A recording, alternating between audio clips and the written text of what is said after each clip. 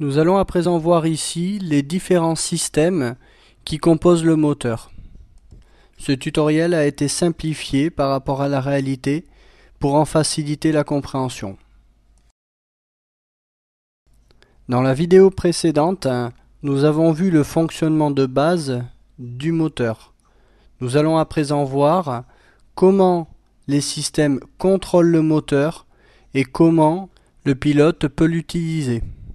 Le système de conduite moteur se compose de trois composants principaux. On trouve l'EEC, Electronic Engine Control, le MEC ou MEC, Main Engine Control, et enfin l'AFC, Afterburner Fuel Control. L'EEC est un calculateur monté sur le côté du moteur qui gère le fonctionnement principal du moteur ainsi que la post-combustion. Ce calculateur a en mémoire tous les paramètres techniques du moteur et permet d'adapter le fonctionnement du moteur à la demande du pilote. Il s'agit en fait tout simplement d'un système de contrôle électronique du moteur. Le MEC, le Main Engine Control, est un système hydromécanique qui agit directement sur le moteur en fonction des instructions qu'il reçoit de l'EEC. L'AFC, Afterburner Fuel Control, est un système hydromécanique qui régule l'alimentation en carburant de la post-combustion. Il est en relation directe avec l'EEC. Le moteur met à la disposition du pilote deux modes d'utilisation.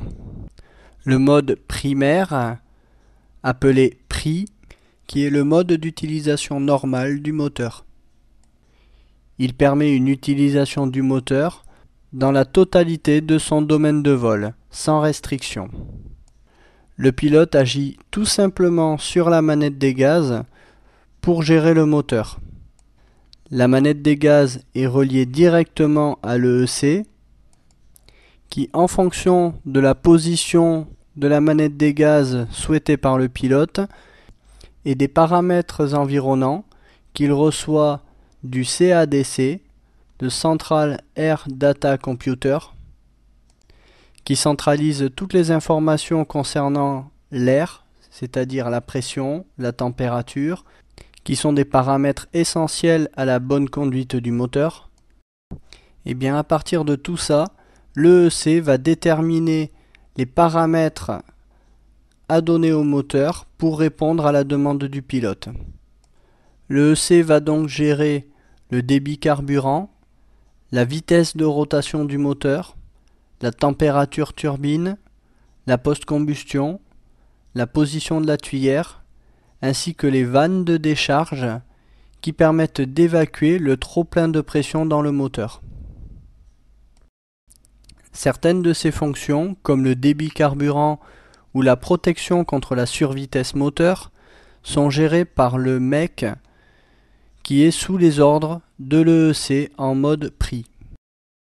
L'EEC va donc donner des instructions au MEC pour ce qui est de la conduite générale du moteur et des instructions également à l'AFC pour ce qui est de la gestion de la post-combustion.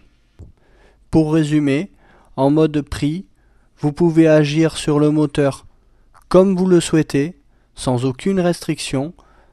L'EEC adaptera le fonctionnement du moteur en fonction de votre demande et des paramètres environnants. Cela simplifie grandement la conduite du moteur.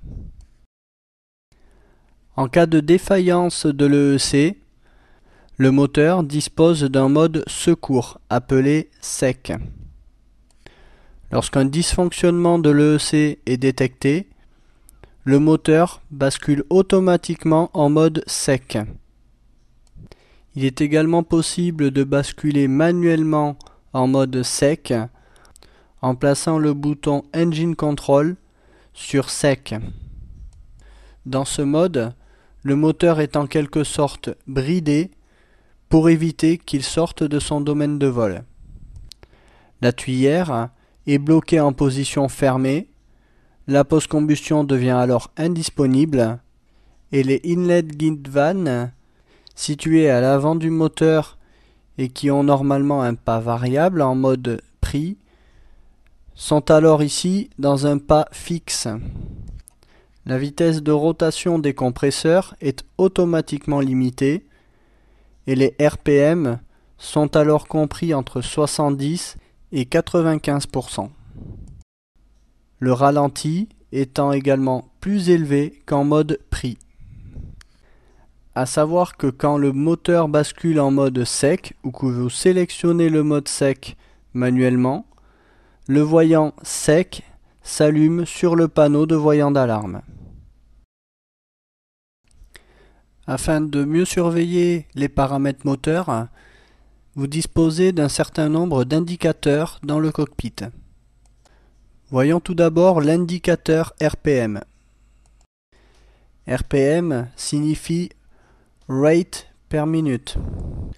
En français, on appelle ça un compte-tours moteur. Il indique la vitesse de rotation du moteur, ici en pourcentage. On agit sur les RPM en bougeant la manette des gaz. Lorsqu'on avance la manette des gaz, on augmente la vitesse du réacteur et donc les RPM, ce qui a pour effet d'augmenter la poussée. A l'inverse, lorsqu'on ramène la manette des gaz en arrière, on diminue les RPM et on diminue ainsi la poussée. Cet instrument est certainement l'instrument que vous utiliserez le plus pour piloter votre moteur. Lorsque l'on est en plein gaz sec, l'aiguille indique 100%.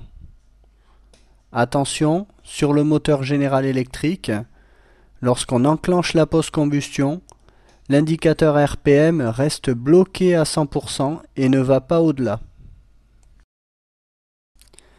L'indicateur Nose Pause indique le pourcentage d'ouverture de la tuyère.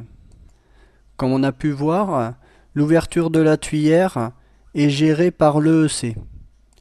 La position de la tuyère peut renseigner également le pilote sur le fonctionnement du moteur. En effet, en mode sec, celle-ci est en position fermée. En mode prix, celle-ci sera fonction du régime affiché et donc de la position de la manette des gaz, mais également des paramètres extérieurs puisque c'est l'EEC qui gère l'ouverture ou la fermeture de la tuyère afin d'évacuer le trop-plein de pression et d'éviter ainsi un pompage réacteur. L'indicateur va donc vous indiquer la position actuelle de la tuyère. À 0%, cela signifie que la tuyère est fermée. C'est ce qui intervient lorsque l'on est en plein gaz sec. À 100%, la tuyère est complètement ouverte.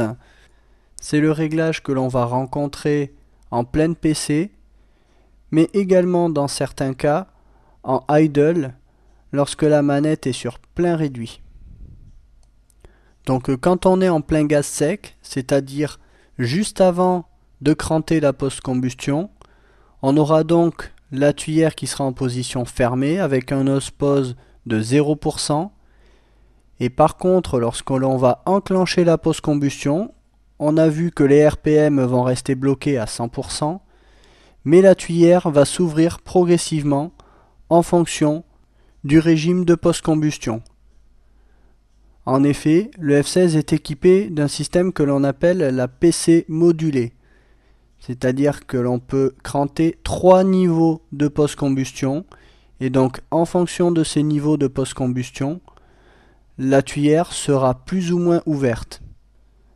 En pleine PC, celle-ci affichera toutefois 100% et donc sera en position complètement ouverte. Donc comme vous pouvez le voir, cet indicateur peut vous renseigner sur le fonctionnement de votre moteur.